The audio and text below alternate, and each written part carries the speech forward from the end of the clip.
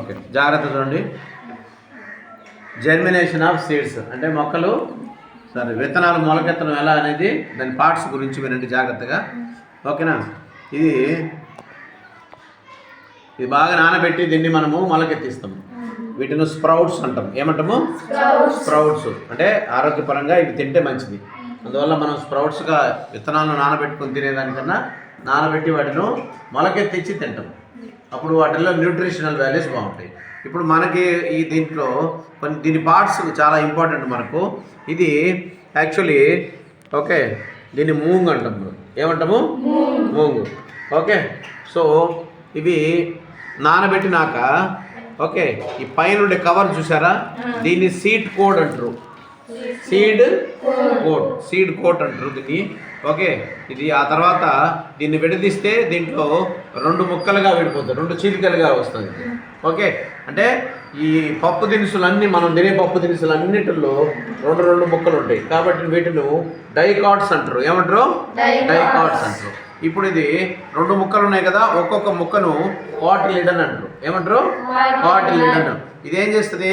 Plant చిన్నగా ఉన్నప్పుడు ప్లాంట్కి సంబంధించిన న్యూట్రిషన్ అంతా ఆ 2 ఏదైతే ముక్కలు ఉన్నాయో ఆ ముక్కలలో ఉండే పిండి పదార్థాన్ని అది వాడుకొని చెట్టు బ్రతుకుతుంది.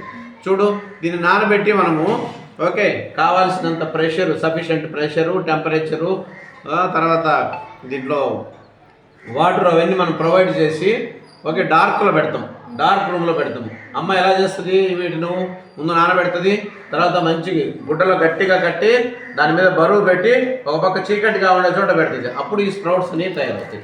అంటే జర్మినేషన్కు కావాల్సిన కండిషన్స్ ఏంటి? టెంపరేచర్ ఉండాలి, హ్యూమిడిటీ ఉండాలి, వాటర్ ఉండాలి. ఓకే, భూమిలో వేస్తే సాయిల్ ఉండాలి. ఇవన్నీ అవసరం అన్నమాట. ఆ తర్వాత దీంట్లో ఫస్ట్ బయటకు వచ్చేది ఎవరు? ఇప్పుడు ఎవరైతే బయటకు వచ్చారో చూడు, దీన్ని ఏమంటారంటే దీన్ని రాడికల్ అంటారు. ఏమంటారు? ఇది ఏమవుతుంది నెక్స్ట్ అంటే ఫ్యూచర్ రూట్ అన్నమాట. ఇది ఫ్యూచర్లో రూట్. ఇదే రూట్ అంటే వేరుగా తయారయ్యేది రాడికల్ రూట్ అవుతుంది. రాడికల్ ఏమవుతుంది? రూట్. దీన్ని ఇలాగే గుడ్డలో కట్టి ఇంకొంచెంసేపు ఉంచామనుకో, ఇంకా మనం ఇంకొక రోజు ఉంచామనుకో, ఇక్కడ చిన్నగా పచ్చగా ఓకేనా గ్రీన్ కలర్లో చిన్న లీవ్స్ వస్తాయి. వాటిని ప్లూమ్యూల్స్ అంటారు. ఏమంటారు?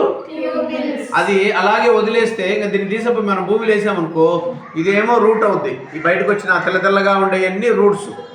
ఓకేనా? అలాగే ఈ బయటకు వచ్చే చిన్న ఆకులు వస్తాయి కదా, వాటిని ప్లూమ్యూల్స్ అంటారు. They will become the shoots.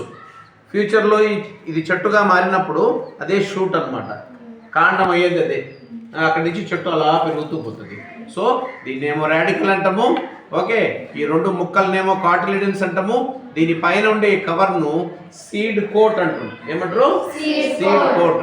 ఆ రకంగా జర్మినేషన్ ఆఫ్ సీడ్స్లో దీన్ని ఇప్పుడు సారు ప్రొవైడ్ చేశాడు కాబట్టి మనం దీని గురించి చదువుకోవడానికి చాలా ఈజీ ఉంది. ఈ పార్ట్స్ చాలా ఇంపార్టెంట్. 10th క్లాస్ వరకు బోర్డ్ ఎగ్జామ్స్లో ప్రతిసారి అడిగే క్వశ్చన్స్ అన్నమాట ఇవి. కాబట్టి గుర్తుపెట్టుకోండి. సరేనా?